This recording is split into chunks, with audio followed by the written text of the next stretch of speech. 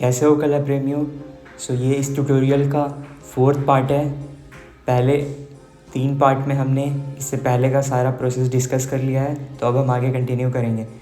यहाँ पर मैं स्टिचिंग का काम करूँगा, जिससे कि हम क्लोथ्स में रियलिस्टिक फील लेके आ सके। स्टिचिंग करने के लिए मैं यहाँ पर जो भी अवेलेबल थ्रेड है हमारे पास, उसका यूज़ करूँगा निडल के साथ, और उसको आपको केयरफुली स्टिच करना है अपना हाथ का ध्यान रख के। जैसा कि आप देख सकते हैं मैं यहाँ पर अच्छा से आराम से पूरा केयरफुल होके स्टिच कर रहा हूँ, तो इसी तरह से आपको भी करना है। और आप कोई और मीडियम का भी यूज़ कर सकते हो, आप कोई और तरह का कपड़ा का भी यूज़ कर सकते हो। बेसिकली आपको अपने आप से एक्सपेरिमेंट करके देखना है कि आपके लिए क्या सूट कर रहा है।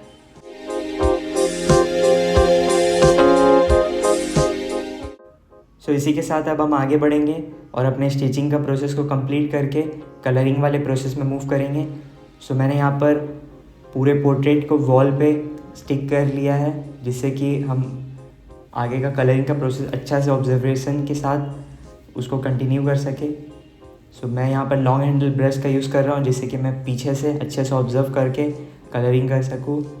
तो अब हम कलरिंग का प्रोसेस स्टार्ट करेंगे। तो जैसा कि आप यहाँ पर ऑब्ज़र्व कर सकते हैं, मैंने यहाँ पर जूट का यूज़ करके हेयर को डिफ़ाइन किया है। तो इसी तरह से आप भी किसी भी अलग कोई भी मीडियम का यूज़ कर सकते हो हेयर को डिफ़ाइन करने के लिए। उस हेयर में और ज़्यादा रियलिस्टिक फील लाने के लिए हम इसमें कलरिंग करेंगे। तो मैं यहाँ पर एक्रेलिक कलर का यूज़ कर रहा हूँ, और एक्रेलिक कलर का यूज़ करके उसमें हल्का हल्का सा स्ट्रोक्स लगा रहा हूँ, ज़्यादा प्रेशर अप्लाई नहीं कर रहा हूँ, जिससे कि आराम से हम यहाँ पर रियलिस्टिक फील ला पाएँ। जब आप किसी भी क्राफ्ट में काम करते हो तो आपको उसमें जो फील है उस पर ज़्यादा ध्यान देना पड़ता है। कलरिंग जो होता है वो सेकेंडरी होता है, कलरिंग पे उतना ध्यान नहीं देना होता है। यहाँ पे कलरिंग जो है वो सेकेंडरी है, आपका जो फील है क्राफ्ट का वो ज़्यादा इम्पोर्टेंट है। तो उस पर ध्यान देते हुए हम यहाँ पर हल्का हल्का सा जो भी हेयर वाला पार्ट है उसमें कलरिंग कंटिन्यू करेंगे। जैसा कि आप देख सकते हैं मैं यहाँ पर ज़्यादा प्रेशर अप्लाई नहीं कर रहा हूँ। अगर ज़्यादा प्रेशर अप्लाई करेंगे तो जो हमारा कलरिंग है वो डोमिनेट कर लेगा हमारे क्राफ्ट को। तो जो व्यूअर का जो अटेंशन है वो कलर पे आ जाएगा, ज़्यादा क्राफ्ट से हट जाएगा। आपको क्राफ्ट पे ज़्यादा फोकस करना है। यहाँ पे कलरिंग जो है उसको सेकेंडरी रखना है। कलरिंग को एकदम बस खाली इसको कॉम्प्लीमेंट करने के लिए आगे आपको कलरिंग करना है। कलरिंग पे ज़्यादा अगर आप जोर दोगे तो आपका जो क्राफ्ट है उससे ध्यान हट सकता है। तो अब हम स्किन में मूव करेंगे। स्किन कलर भी आपको हल्का हल्का से करना है, क्योंकि ये जो वुडन टेक्सचर है वो अपने आप में ही स्किन के इक्विवेलेंट होता है। तो इसीलिए आपको स्किन वाला टेक्सचर को भी हल्का ही रखना है, उसमें ज़्यादा कलर अप्लाई नहीं करना है, जिससे कि व्यूअर का जो अटेंशन है वो क्राफ्ट में बना रहे। इसी तरह से आपको हल्का हल्का लाइट प्रेशर के साथ सारे एरिया में कलरिंग कर देना है। कलरिंग करते टाइम आपको इस बात का ध्यान रखना है कि कौन सा जगह में किस वैल्यू का कलर आपको अप्लाई करना है।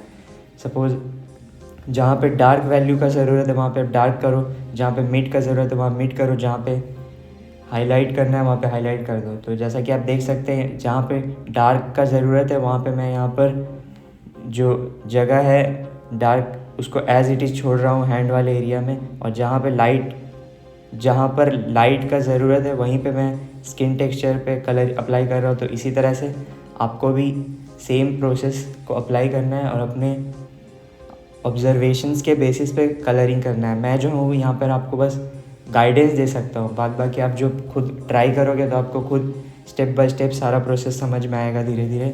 तो आपको बस खाली ट्राई करते जाना है।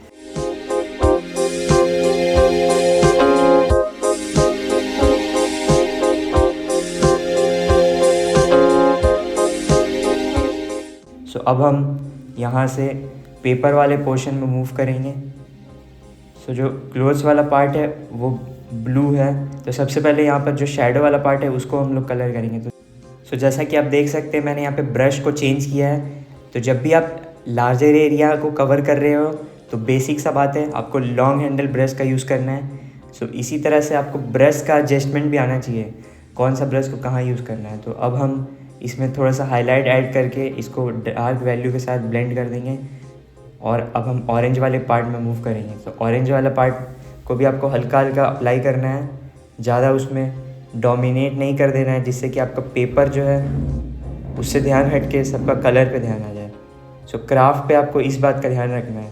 सो जैसा कि आप देख सकते हैं, मैं यहाँ पर जो जूट बैग वाला एरिया है, जो जूट जहाँ पर यूज़ करके हमने स्टिच किया था, उस एरिया में आपको बस हल्का हल्का बस ऑरेंज शेड अप्लाई करना है, जिससे कि जो कपड़ा का फील है वो आते रहे और साथ ही साथ जूट का भी इम्पोर्टेंस बना रहे। तो यहाँ पे इम्पोर्टेंस के साथ आपको ध्यान देना है। इम्पोर्टेंस जो है वो किसी का भी कम नहीं होना चाहिए। कलर जो है उसको कॉम्प्लीमेंट कर रहा है।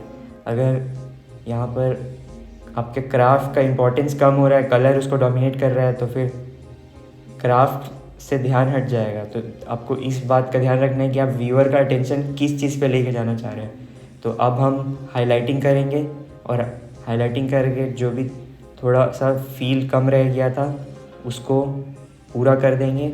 और इसके बाद फिर एनालाइज़ करेंगे कि कहाँ पर हमारा और ज़्यादा इम्प्रूवमेंट करना है। तो इसी तरह से कोई भी पोर्ट्रेट जो होता है वो ऑब्जर्वेशंस के बेसिस पे बनता है। वो कभी भी कोई एक सेट ऑफ रूल के बेसिस पे नहीं बनेगा। आप हर बार अपना सेट ऑफ रूल्स खुद बना सकते हो, खुद उसको तोड़ सकते हो। जैसा कि पिकासो ने बोला था कि हम हर रूल को सीखते हैं इसीलिए ताकि हम उसको तोड़ सकें। So till then keep practising, keep creating, see you in the next video, leave love create. Thank you so much.